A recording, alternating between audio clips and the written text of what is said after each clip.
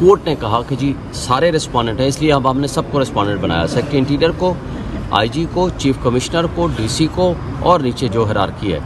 हमने उनको कहा जी ये इस बात की गारंटी क्या होगी। उन्होंने कहा जी हम अदालत में ये कमिटमेंट करते हैं लॉ ऑफिसर समेत कि हम अब इसको विदड्रॉ नहीं करेंगे।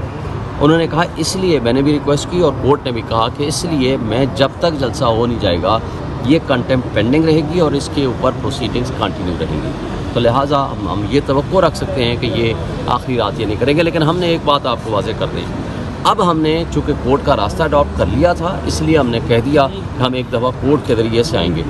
अब हमें एक दफ़ा इजाज़तनामा मिल गया या जो एग्री डेट हो गई, अब ये हमें इजाज़त दें, हमें इजाज़तनामा मनसूख करें या ना करें, जो हमारी मुतय्यन तारीख होगी। हमारी अभी क्लेम है 13 अगस्त का, हमारी जो मुतय्यन तारीख होगी उस दिन हमने हर हाल में जलसा करना है, खा उसके लिए कोई भी हमें कुर्बानी देनी पड़े या कोई भी हालात हो।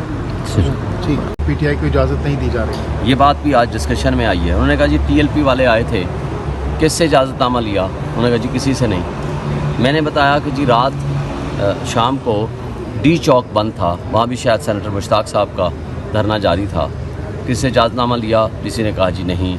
उन्होंने ये भी बताया कि जी रेड जोन में तो कोई प्रोसीडिंग नहीं कर सकता। मैंने उनको बताया कि जी रेड जोन में सरीना चौक में जमात इस्लामी के जलसे में प्रोग्राम में जो भी था मैंने आके तकरीर की, उनके ख़िलाफ़ तो कोई एक्शन नहीं हुआ। मैं ये नहीं कहता किसी के ख़िलाफ़ एक्शन हो, मगर मेरे ख़िलाफ़ दहशतगर्दी के पर्चे कट गए। आप ये है कि अगर आपने कानून और सब के लिए यकसा नहीं करना, हमें तो ऐसी जगहों पर भी इजाज़त आप नहीं देते जहाँ परमिसिबल है, जहाँ फंडामेंटल राइट्स अलाउ करते हैं। बाकी लोगों को आप ऐसी जगहों पे इजाज़त देते हैं कि जैसे रोड ब्लॉक नहीं होगी। ये भी बात बताई गई थी कि वही फैज़ाबाद, वही टीएलपी, वही धरना विद रिस्पेक्ट, हम टीएलपी के ख़िलाफ़ बात नहीं करना चाहता मैं, लेकिन वही चीफ जस्टिस ऑफ पाकिस्तान, वही बग़ैर इजाज़त, वही इस्लामाबाद पुलिस।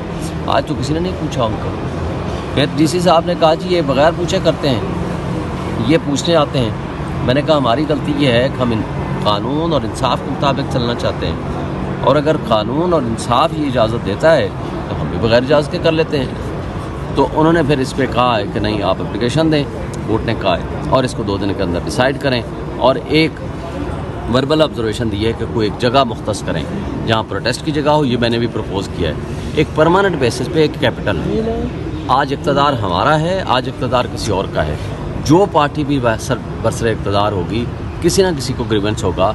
एक परमानेंट बेसिस पे एक प्रोटेस्ट की जगह मुतय्यन कर दें, परमानेंट बेसिस पे एक जलसे की जगह मुतय्यन कर दें। सिर्फ डेट आगे पीछे हो सकती है, मसलन किसी ने वक्त से पहले बुकिंग करा ली है उस जगह की, आप बताएं हाँ जी 21 को किसी की है, 22 को फलां की है, 23 को आपको अलाउ है। आप सिर्फ इसको रेगुलेट करें, उसके अलावा कुछ नहीं होना चाहिए। ये जज साहब ने बड़ा अच्छा प्रपोज़ किया है, क्योंकि पहले आपको याद होगा कि जस्टिस शौकत सिद्दीकी साहब का एक हुक्म मौजूद है, और बल्कि गवर्नमेंट ने आकर के ये लिख के लाए थे कि परेड ग्राउंड को हमने ये मुतय्यन कर दिया है इस मकसद के लिए कि ये जलसों की इजाज़तनामे के लिए जगह के लिए तस्वर किया जाएगा। लेकिन इन्होंने कहा जी वो सेंसिटिव प्लेस है इसलिए हम वो नहीं दे सकते। हमने कहा ठीक है, कोई और प्लेस इस्लामाबाद के अंदर दे दें।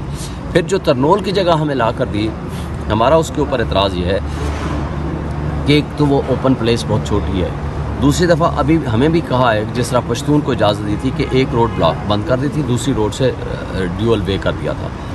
अब या तो हमें लिख के दें कि जी ठीक है आप रोड और उस जलसे को इकट्ठे करके आप उस जगह को कर सकते हैं, क्योंकि हमारे लोग बहुत ज़्यादा लोगों ने आना है। और उसके अंदर फिर ये है कि वो जगह छोटी है, फिर वो प्राइवेट प्लेस है।